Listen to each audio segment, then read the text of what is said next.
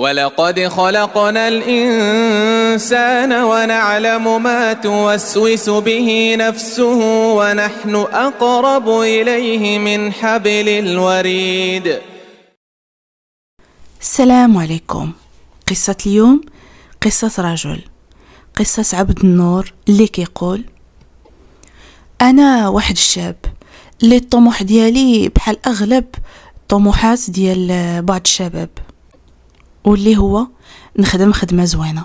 الحمد لله عندي الدبلومات ديالي، عندي 2 دبلومات. انا كانت ديما كتجي قدامي واحد البنت كانت كتدي لي العقل، ما كنتش زعمت نهائيا نهضر معها. كانت واحد البنت اللي ما تخليكش انك زعما تزعم عليها الى اخره. فكنت ديما كنقول النهار اللي غادي نخدم اول حاجه غندير هو نزعم على هاد البنت ونهضر معها على اساس بغيتها في المعقول. البنت كان سميتها شيماء. فكنت مره كنمشي نزور الحي ديالهم غير كما الله نشوفها هكا، وتي الا ما شفتش ما كاش كيبقى فيا الحال. المهم كنشوف دارهم من برا، ولا الا شفت شي خوها صغير خراج، ولا بحال الا شفتها هي. واحد الاحساس وواحد التعلق كان عندي بها في شكال. المهم دازوا الايام وجاو الايام، وبقى عندي داك الادمان ديال انني خاصني نشوفها. انا متاكد بانها عارفاني بانني معجب بها، حيت ماشي مره ماشي 2 شافتني في الحي ديالهم وكتشوفني كيفاش كنبقى غير نشوف فيها، ما كنقدرش نحيد عيني. فانا حاس وعارف بانها زعما عارفاني بانني معجب بها. فما عمرني شفت شي تصرف خايب منها او لا دارت فيا او لا قالت لي ما كتشوف ولا هذا نهائيا. فكنت كنقول بانها موافقه على انني نبقى نجي نزورها هكا زياره صامته، يعني كنشوف غير من بعيد. المهم دازوا الايام وجاو الايام كيف قلت لكم، ولقيت الخدمه الحمد لله المناسبه. داجا دوزت شحال من خدامي، ولكن كنت غير كنديباني بهم. الخدمه لقيتها مناسبه، الخلاص كان مناسب باش انني نفتح بيت الزوجيه. فشجعني على انني صافي نهضر معها. فعلا واحد النهار بقيت عاس ما جاتش، لغدا عاوتاني عسيت ما جاتش، حتى النهار الثالث عاد شفتها وقلت لها سمحي لي بغيت غير نهضر معاك ونقول لك بالله انا واحد الشخص اللي ناوي المعقول، وسمحي لي الا كنتي كتشوفيني شحال من مره زعما كنبقى هكا حاضيك، راني معجب بك وبغيتك المعقول، والله يجازيك بخير، زعما الا كان ممكن تخليني نجي لداركم. ابتسمت صراحه وكانت حشمانه وقلت لي اش غادي نقول لك، تدق في دارنا ويهضروا معاك هما. داكشي اللي كان، خليتها تدخلت لدارهم، وفعلا دازت واحد نص ساعه ودقيت. خرج لي الاخ ديالها، هضرت معاه الى اخره. كلم لي الاب ديالها. المهم هضرت معاه وقلت لي بالله راه بغيت بنتكم على سنه الله ورسوله. هضر معايا باها صراحه بالاداب بالصواب، وقال لي جيب والديك ومرحبا بك وخلي لي النمره ديالك باش نشوفوا بعدا البنت واش موافقه بعدا، وديك الساعه نرد عليك، وإلا وافقات باش انها تتعرف عليك جيب والديك واجي مرحبا. داكشي اللي كان. مشيت لدارنا وفتحت الام ديالي بالموضوع. هنايا الام ديالي تفاجات وقالت لي انت امتى عرفتيها وانت يلا خدمتي وانت يلا هادي وباغي دير دارك من دابا وهذا. قلت لها شوف الوالده، انا هاد البنت بغيتها من كل قلبي وكانت عجباني قبل حتى ما نخدم، ودابا فاش خدمت جات الفرصه باش انني نمشي نخطبها. قالت لي بصراحه كنت دبري انا راه بغيت لك وبنت خالتك. قطعت الوالده قلت لها شوفي الا زواج العائله، ما نكذبش عليكم انا اصلا البنت كانت معمره لي عقلي. فالسبه اللي لقيت الوالده باش انها صافي ما تبقاش تناقش معايا هذا الموضوع هو زواج العائله. قلت لها انا ما عنديش ماشي حاجه سميتها زواج العائله صافي، يعني ما سولتها شكون هاد بنت خالتي، ما سولتها، ما باغيش نعرف نهائيا. عندي 2 خوالاتي، وحده عايشه هنايا قريبه لينا، وواحده اخرى بعيده يعني عايشه في واحد الدوله اخرى. ما عرفت انا شكون اللي قصدات، ولكن ديك الساعه ما كاش كيهمني نهائيا. اللي كيهمني هو تقبل لي الوالده وتمشي معايا باش انني نخطب شيماء. داكشي اللي كان. حاولت تقنعني الوالده باش انني نتراجع وحقا وانت يلا بدي خدمه، ولكن كان راسي عاصي. وقلت لها شوفي راه غادي نمشي نخطبها بوحدي الا ما بغيتيش تمشي. شفت قضيه بحال هكذا حامضه صافي مشات معايا. فعلا خطبنا شيماء الحمد لله، دازت الامور كما نريد. تزوجنا، بديت حياتي الزوجيه معها زيرو، يعني كرينا دارنا وبدينا بشويه بشويه، خصوصا انا يلا بدي في الخدمه. تزوجت الحمد لله، وكنت خايف لا نلقى شي مشكل بين مراتي والام ديالي، لان الام ديالي كيف ما قلت لكم من الاول ما كانتش باغا، فخفت. ولكن الحمد لله مراتي كسبات الحب ديال الام ديالي، وكانوا متفاهمين، ما عمر شي مشكل وقع بيناتهم. دازت الامور كيف ما بغينا. دازت تقريبا 7 شهور من زواجنا. حملات مراتي شيماء. فاش حملات دوزت الحمل ديالها بخير وعلى خير. تزاد عندنا ولدنا الاول، من بعد مده تزاد عندنا ولدنا الثاني. عندي 2 وليدات. فهاد الفتره كامله كنا بخير وعلى خير. كيوقعوا نقاشات خفاف، ماشي شي نقاشات، عايشين حياتنا. شيماء كانت كتبغيني بواحد الطريقه اللي كبيره بزاف. العائله كلهم كانوا عارفين باننا متشبتين ببعضياتنا، عايشين استقرار كيف ما كنقولوا نفسي، ولا كيف ما بغيتو تسميو سميو. المهم استقرين الحمد لله وما خصنا والو.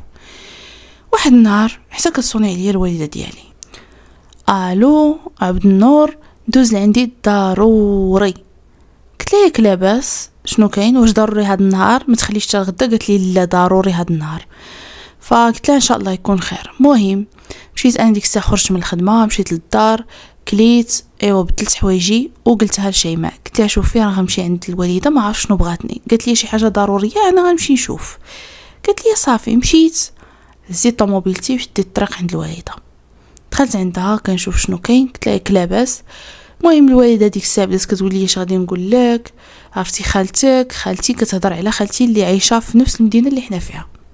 خالتك طايحه في واحد المشكل، ومشكل كبير، وهذا المشكل الحل الوحيد ديالو هو انت اللي غتلقى ليه الحل، وانت اللي بيدك كل شيء. وصافي شويه بدات كتبكي الوالده. كنقول لها كلا باش واقع، واش محتاجه شي فلوس ولا لا؟ قالت لي ابدا. قالت لي بالعكس، الفلوس اللي بغيتيهم طلبهم لخالتك وهي تعطيهم لك. قلت لها واش جابني انا نطلب لخالتي شي فلوس؟ اشنو كاين؟ ايوا قالت لي ولدي شنو نقول لك، خالتك عزيزه عليا ومسكينه، وقفت معايا داك النهار، ودارت معايا ديك المره، ودارت معايا داك العام، وبقات هكا دخلتني الدخله بحال هكا فيها كثرت هذا، وكتاثر وتجلس تبكي وتقول لي راه شوف، راه انت هو الحل الوحيد، راه ما نكذبش عليك ولدي، راه ندير اي حاجه على ود خالتك وهادي. قلت لها الوالده دخلي معايا في الموضوع ديريكت، قول لي شنو كاين نيشان. قالت لي بنت خالتك. قلت لها شكون هاد بنت خالتي؟ قالت لي هاجر بنتها. قلت لها مالها؟ قالت لي كانت كتعرف شي واحد وغلطات معاه، يعني ما بقاتش بنت. ايوا. قلت لها وشنو مشكل؟ قالت لي عرفتي لا مشى باها ولا خوتها ساقوا ليها الخبار راه يقتلوها. شنو يقتلوها؟ ورا خالتك مسكينه ما كتنعس لا ليل لا نهار، اللي بكاو ومرضات، وخفت انا تمشي مرض وتوقع عليها شي حاجه. خطيني من هاجر هذيك، خصها واحد القتله العصا، ولكن غير على ود خالتك ولدي، على ود خالتك. وبقات بحال هكا. كنقول لها دابا شنو مطلوب مني؟ كتقول لي بالله خالتك بغاتك تزوج بنتها واحد الشهر شهرين وطلقها. انا صراحه بقيت غير حل عيني. قلت لها الوالده راه وشتي ما كتعرفينيش، انا راني واقيلا مزوج وعندي 2 ولاد، وراه عرفنا مزوج وعندك 2 ولاد، وحنا قلنا لك تزوج بها وتطلقها غير باش تسمى البنت بانها تزوجات. قلت له دابا دخلنا عليك بالله الوالده، واش انا ما عزيزش عليك؟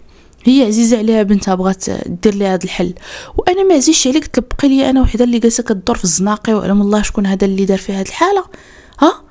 قالت لي يا ولدي وانا الشيطان والله ما عليها، شتي الا كان غير عليها نشعل فيها العافيه، نشعل فيها شي وقيده، ولكن راه على ود خالتك وعلى ود. وبقات دو عافاك انت هو الوحيد اللي غتسترها باش عائلتها ما يسقوش خبر. عرفتي الا مشى جا خطبها شي حد وسق لها الخبر باها وهذا ونط شي حيحه وشي فضيحه، صافي غير نترحموا على البنت. وانت ولدي وعلى انت حنا قلنا لك تزوج، بصح حنا قلنا لك تزوج غير شهر شهرين وطلقها. قلت لها الوالده لين نفرض حنايا كاع هاد انا ما بقيتش معايا مشكل.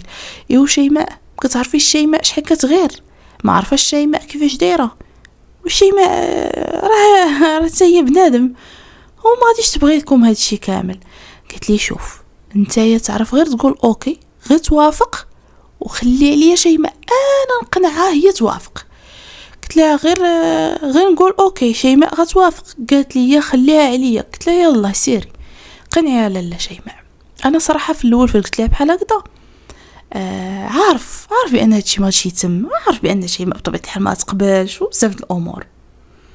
فغير حيدت عليا داك الطلب والرغيب وقلت لها يلا خليك منك لشيماء.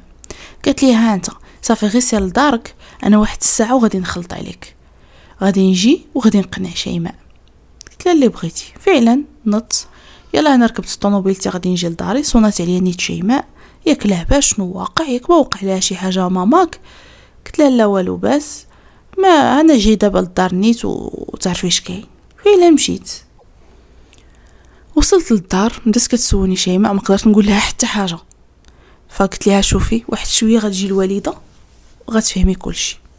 بدات كتقول لي كيفاش الوالده وجاب ماماك الهضره وشنو بغات تقول لي. قلت لها المهم حتى تجي. فعلا داكشي اللي كان، خلطات عليا الوالده، هضرات معاها، مشيت انا خليتهم كيهضروا في الصالون ومشيت فحالي للبيت. انا عارف داكشي ما غاديش يكون حتى تما. شويه بديت كنسمع بان شيماء بدات كتغوت كترفع صوتها وكتقول لها خالتي واش من نيتك، واش هذه هضره، واش هذا تصرف، واش تقضاو الرجال في الدنيا بقى غير راجلي هو اللي بان لك، وانت يا حسره زعما كتبيني بانني انا بحال بنتك، واش تبغي لبنتك هذا الشيء. وهذه شويه جات لعندي انا البيت وهي تقول لي وانت يا دابا اللي كتقول لي خالتي قلتي اوكي موافق، خاص غير انا نقتنع، واش ما حشمتيش زعما ما حشمتيش تحطني في هذا الموقف، زعما انت يا موافق ولا موافق الله يعاونك سيدي. المهم ناض نقاش، حنا كنتناقشوا بحال هكذا، وجاتني حتى الوالده وبدات تطلب وترغب في شيماء، وشيماء كدور كتقول لي شنو هذا الشيء، انا ما عجبنيش هذا الشيء. شويه بدينا كنسمعوا الدقان، مشيت كنحل كنلقى خالتي، يعني قالتها لها الوالده، قالت لها الحق عليا وجات كنلقاها دخلتها ايوا بدات كتهبط للرجلين ديال شيماء وكتبوسهم، كتقول لها ها العار اما توافقي، العار بنتي مسكينه، وانت راه عندك الكبده ديالك وعندك وليداتك وغتحسي بيا، وراه بنتي ما بغيتاش توقع لها شي حاجه، وباها قبيح وهادي وهادي وهادي، وتطلب وترغب. كدور عندي شيماء كتعطيني غير انا دوك الدورات اللي غدور فيهم هما، كدور فيا انا وكتقول لي علاش حطيتيني في هذا الموقف، كان بامكانك ترفض انت والسلام. بقيت كنقول لها اش غادي نقول لك، انا قلت لهم هكاك حيت انا عارفه هادشي ما غاديش يتم، ماشي قضيه انا موافق. فبقاو هكا كيطلبوا فيها. عرفتوا داك النهار واو فيه نقاشات، وهي كانت ما عجبهاش الحال وكسات تبكي وهذا. صافي مشاو في حالهم، بقاو كل مره الوالده تقنع فيها، كل مره خالتي تجي وتقول لها نبوس لك يدك ورجليك، انا بغيت كيف ما غتوقفي مع بنتي ربي يوقف لك ديما مع اولادك، انا هادي ويني. بدات كتقيس لها داك الوتر الحساس. انا كذلك الوالده ديالي كل نهار تقنع فيا، كل نهار ما كتبش عليكم. من بعد اسبوع وليت كنحس بان بحال الا غير ندير غير شي مهمه والسلام وغتسالي. فبديت كنهضر حتى انا مع شيماء وكنقول لها شوفي هذه مهمه، يعني غادي تتم مده ديال شهر شهرين وغادي تسالي، نغمضوا عينينا ونحلوها ونكونوا درنا الخير في البنت. انا قلت لها براسي انا ما نبغيهاش لراسي، انا ما نبغيش انا هاد الموقف وهذا، ولكن راك شفتي خالتي كي ولات شفتي كتطلب وتزاوق وبغات يعني تحمي بنتها من الاب ديالها والى اخره. فشيماء هنايا كانت اقتنعت مجبره، ماشي بخاطرها، انما بكثرة بوسان ديال اليدين والرجلين كيبوسوا خالتي والوالده. فبحال الا كانت مجبره، دارت معايا قواعد وقالت لي بالله المده ديال شهر وغتطلقها. قلت لها اييه. دارت معايا بان هادشي كله غادي يكون غير على ورق، بان الزواج غيكون على ورق. مهم بزاف ديال القوانين والشروط دارتهم معايا، وقلت لها صافي كوني هانيه، وانا اصلا ما حاملش انا هاد التصرف، ما حاملش انني نكون انا راه انا هو الضحيه باش انني نضحي انا بالاسم ديالي تسمى بحال تزوجات بيا وهي جالسه ليا تسمى بنت زنقه. فاش هضرت بهذه الطريقه وهذا يعني زادت صافي بحال اقتنعت شيماء، اقتنعت مجبره كما كنقول لكم. صافي اتفقنا باش ان الامور غادي تتم ويكون خير. فداكشي اللي كان النهار ديال العقد ديالي، العقد اللي غادي نعقد مع هاجر اللي هي بنت خالتي. شيماء ما بحال ما دخلش لها لعقلها، قالت لي انا غنهز حوايج وغنمشي لدارنا، نمشي واحد 3 ايام وغادي نجي بحالي. انا مبقيتش انا حامله، المهم بحال الا طلع لها الزعاف ما عجبهاش الحال، غارت بهذا المعنى وهزت حوايجها وهي غضبانه ومشات لوالديها اللي كانوا في مدينه من غير مدينتنا حنايا، يعني تقريبا واحد 1.5 ساعة حتى 2 ديال الطريق. مشات درت انا العقد. غادي نقول لكم لا غدا كدير خالتي حفله فتقبلت الامر، قلت ماشي مشكل، ضروري غتبغي دير الاعلان لبنتها. دارت ديك الحفله، قالت لي ضروري تحضر. فعلا حضرت على عيني الناس. في الاخر قالت لي خالتي بانني راني ريزيرفيت في لوطيل، خاصك ضروري تمشي معاها، راه غنمشيو الطوموبيلات والعائله وراك عارف وغنوصلوها. كملت التمثيليه مع خالتي ومشيت معاهم في الطوموبيل على اساس انا هو العريس. وصلنا للوطيل المعلوم، طلعت هاجر للشومبر وانا مشيت جلست في الريسبسيون، يعني في قاعه الاستقبال، حتى كتجي عندي خالتي حيت كانت طلعت مع بنتها وعاود رجعت وبدات كتطلب وتزاوك: عافاك ولدي ما تحشمنيش قدام الناس، عافاك ما تنوض تطلع الفوق، عافاك ما تبقاش هنايا، راه الناس كيشوفوا هذا ويقولوا كيفاش عرسها وانت جالس في الريسبسيون هي الفوق، عافاك ما تخليش الناس يشكوا فيها، عافاك. طلباتني وزوقتني لدرجه صافي انا بغيت غير نهرب منها. صافي طلعت دخلت للشومبر، ما لقيت ما نقول. شفتها جالسه، قلت لها صافي انا الدور ديالي سالا. وهي تقول لي علاش كل اللي قال لك الدور ديالك سالا؟ قلت لها كيفاش؟ ايوا قالت لي جلس نقول لك. جلست في واحد الكرسي كان تما، قالت لي اش غادي نقول لك فراسك. هاد القضيه ديال انني انا غلطت مع واحد الشخص وبانني ما بقيتش بنت والى اخره، هادشي كله غير كذوب. بقيت انا غير كنشوف فيها، ما نكذبش عليكم حسابكم زعما تيقتها ولا. قلت انا راه بغات غير تغطي على راسها باش تبين راسها نقيه. فقالت لي شوف راه عرفتك كتشوف فيا متعجب زعما بحال راني كنكذب عليك، والله حتى كنهضر بنيتي. انا بغيت نقول لك الحقيقه دابا اللي انا عاقده انا وياك. خاصك تعرف بان هاد الخطه ديالي انا وماما. انا كنت كنبغيك مني كنت صغيره، كنت كنحماق عليك وكنت ديما كنقول لماما بغيتو يتزوج بيا. ونهار اللي سقنا خبر بانك كنتي غادي تزوج بالسيده اللي راك مزوج بها، صافي راك كنت غادي نتسطى ووصلت بيا الانتحار. وقفات معايا غير ماما وهضرات معايا وقنعتني بانه يكون خير. كنشوفك بانك تزوجتي ودرتي ولادك ومازال ما كاين والو. فقررت انني ندير هاد الخطه. هذه هي الخطه الوحيده اللي غتخليني نكون قريبه منك. هذه هي الخطه الوحيده اللي بقات ليا، هو الطلب والتزاويق. فقلت ندير هاد الخطه هذه والام ديالي والام ديالك يديروا اللي عليهم. انا دابا فرحانه ممتيقاش بانني نتزوج بك. صراحه انا ديك الساعه وقفت قلت لها اش كتقولي؟ واش دابا انت ناصبه عليا ولا شنو؟ المهم بدات كتحاول تقرب مني وقالت لي والله حتى كنبغيك وهادي وهادي وهادي، وكتبكي وكتبغي تهبط لي لرجليا، كتقولي عافاك ما تفارقنيش، عافاك راني كنموت فاش كنشوفك بعيد عليا وهادي وهادي. بقيت صراحه مصدوم من هضرتها، حيت ما عمرني صراحه قبل ما نتزوج ما ردت ليها البال. كنت كتعاود لي مواقف كتقول لي بالله راه ها شنو درت معاك وانت قمعتيني وهادي، وانا كاع ما كنت رد البال نهائيا شي تصرف اولا شي موقف ديالها كنت كتبين لي فيه الحب ديالها. المهم كان ديك الساعه بالي عامر غير بشيماء. ما كدبش عليكم دوخات لي الراس داك النهار. حاولت اني نتواصل مع شيماء، كان بين ليها بان فعلا الامور غدا كيف ما بغات. داز نهار الثاني نهار الثالث كنحاول نهضر مع شيماء، مهم منفخه ما عجبهاش الحال. هنايا في هاد الايام هادو اللي كانت شيماء منفخه، كانت هاجر كدير المستحيل باش تقرب مني، المستحيل. كتبكي وتقول لي انا راه ندير لك ما عارف شنو بغيتي، انا راه ندير على ودك ما نعرف اش، انا راه كنت تقول لي قلبي نقطعو نعطيه لك دابا. انا صافي اسبوع كانت دخلت لي هاجر لعقلي، وليت كنقول ربما نعيش معها حياه زوينه، ربما هاد هاجر يعني غادي تعيشني طعم حياه جديد. فبحال دخلت لي لعقلي لدرجه مشيت معها في الخط، ولات على اساس صافي بديت كندخلها لعقلي بانها فعلا مراتي حلالي. فتتفقنا انا وياها باش نسافروا، وهادشي كامل ما فراش شيماء. هدرت مع الوالده ديالي وبينت لها بانها هاجر ولات مراتي، يعني ما بقاش قضيه فيها غير خطه، ما بقاش قضيه فيها غير تمثيليه، وبالله راه غادي نسافروا. فرحات الوالده ديالي بزاف، حسيت بها وبحال حسيت بانها حتى هي داخله في الخطه، وبانها زعما عارفه شنو كاين، عارفه بان داكشي كله كذوب. ولكن ما بغيتش نهائيا ندخل في التفاصيل بحال عجبني الحال.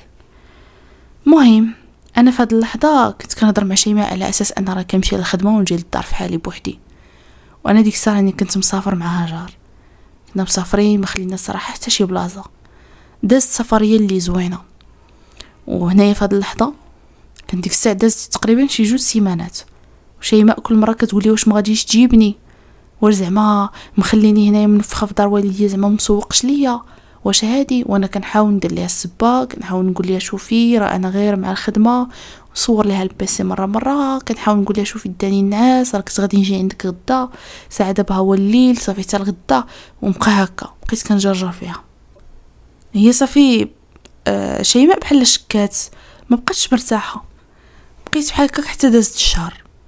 صافي فاش داز الشهر خرجت ليا نيشان كتقولي انت واش حماقيتي الشهر هادي، اشنو كاين تما شنو واقع؟ وانا راني الشهر راني عايش حياتي عادي مع هاجر، على اساس راه مراتي. فقلت لها صافي راه غادي نجي نجيبك وجدي راسك في الوقت الفلاني. انا هنايا قلت صافي خصني ضروري نلقى شي حل. فعلا شديت الطريق ومشيت عند شيماء. فاش مشيت عندها هضرت مع الاب ديالها اللي كان جالس حتى هو، وقلت لها شيماء اش غادي نقول لك، انا دابا هاجر مزوج بها على سنه الله ورسوله، قضيه ديال الطلاق اللي اتفقنا عليها ديال شهر راه تبدلات الامور. بقات هي كطرطق عينيها قالت لي ايوا. ومن بعد قلت لها اش غادي نقول لك، دابا هي حلالي والبنت صدقات كتبغيني لواحد الدرجه ما تتخايلش، صدقات يعني غير دارتها خطه غير باش تزوج بيا. تخيلي السيده باقا يعني ما درت ما غلطات مع حتى شي حد، ولهاد الدرجه زعما درت الخطه كامله غير باش تزوج بيا. نضبها بدا كيقول لي واش من نيتك، واش انت يا بنتي انا شيطه عليك باش تمشي انت تستر وحده وهادي واش على قلت الرجال واش هذا. قلت له شوف عمي دابا باش نقولها قدامك شيماء، اي حاجه بغيتيها زعما شيك نعمروك بفلوس اللي بغيتي، غير ما نطلقوش وفي نفس الوقت ما تقوليش ليا طلق هاجر. ايوا انا ديك الساعه الغدار الفاعل الطارق بدات كتبكي، ما كانش كيحسبني انت هكا، ما كانش كيحسبني غدار، ما كتسواش، هذا هو الاتفاق الغدار الكذابه هذه. بدات كتغلط عليا المهم كلمات اللي ماشي سالتم. انا متفاهم الامر، انا عارف بان غادي تصدم، ولكن انا حسيت براسي ما قادرش نطلقها. فكيجيني راه غادي نظلمها الا غير نط وطلقتها والحساب بحال هكذا. اش غادي نقول لكم، تحطيت في موقف صعيب، نض صداع. الاب ديال شيماء تا ما عجبوش الحال، بدا كيقول لي سير بدل علينا ساعه اخرى، سير بدل علينا ساعه اخرى. المهم نط انا ديك الساعه خرجت بحالي، ما بقيتش جبت معايا شيماء بطبيعه الحال، ما بغاتش تجي وقالت لي بالله باغا نطلق، انا باغا نطلق. فرجعت حياتي مع هاجر وانا راسي مرون، انا ما بغيش نطلق شيماء وفي نفس الوقت ما بغيش نطلق هاجر. كنحاول ما امكن نراضي شيماء، كنقول لها شوفي اي حاجه نديرها نراضيك بها. ولات كتقول لي خاصك تطلق هذيك خيتي، شتتي الشمل الله يخطيك الحق وهذا. قلت لها شوفي انا دابا ما نديرش الحرام باش تقول لي خاصك تطلق، ولكن راه ما نطلقلكش، ما تحلميش بداك النهار. انا راسي ترون. هضرت مع الوالده قلت لها شوفي شي حل. هضرات مع الوالده غلطات فيها حتى هي، بدات كتقول لها نتوما 4 ديال الشلابيه درتو خطه ودورتوني وهادي. ما نفعش الكلام معها. مشيت عاودت لواحد صاحبي قلت له اش كاين واش كاين، قال لي شوف خاصك تطلقها، هي بغات تطلق عطيها طلاقها، كيف ما نتايا باغي تبدا حياتك جديده مع هاد هاجر حتى هي من حقها على انها تطلق وتبدا حياتها جديده الا جا شي ولد الناس، علاش لا. ما عجبنيش الهضره ديال صاحبي وقلت له ابدا ما نقدرش انا نسمح في ولادي، ما نقدرش نسمح فيها هي نيت. شيماء عشنا انا وياها بزاف ديال الامور اللي زوينه، كيف حات معايا بدينا ازيرو حتى ولينا الحمد لله مرقعين. فطحت واحد الحيره، واحد الموقف اللي خايب، بقينا بحال هكذا مازال حدات ساعه في ضربها. وليت غير خايف لا تمشي دير الخلع، يعني طلاق الشقاق، بغيتها يعني ترجع دير راس وترجع هكا ونرجعوا مجموعين. مهم لحد هاد الساعه 4 شهور وانا مزوج بهاجر ومازال ما عرفت ما ندير. انا ما عرفتش، ربما نكون غلط حيت ما وفيتش بالوعد ديالي لشيماء، ولكن هاوتاني تبدلت الامور. انسان ما كيعرفش راسو شنو غدا شنو يكون، بعد غدا شنو يكون، كي بروغرامي ولكن اللي جابوا الله من بعد الانسان خصو يتقبله. فما عرفتش انا واش غلطت او لا. كنتو بلاصتي شنو كنتو غادي ديروا؟ تحطيتو في هذا الموقف بين مراه اللي كتحاس معاكم واللي كنتو كتبغيوها الى اخره، مازال كنبغيها، وبين مراه اخرى اللي كتحماق عليا وما نقدرش نجرحها ونقول لها صافي راكي مطلقه الى اخره، تقدر تسالي حياتها. وفعلا راه كتهددني وكتقول لي بان انا الا مشيتي طلقتيني راه نسالي حياتي. فما بغيتش نهائيا نحس بشي ذنب تجاه هاجر. ما عرفتش واش بيناتهم شي حاجه، حيت شحال هذه كانت كتقول لي شيماء بانني ما كنحملش هاد بنت خالتك هاجر. ربما هي شافت من هاجر شي مواقف اللي انا ما رديتش ليهم البال. المهم الا كنتو بلاصتي شنو كنتو غادي ديروا؟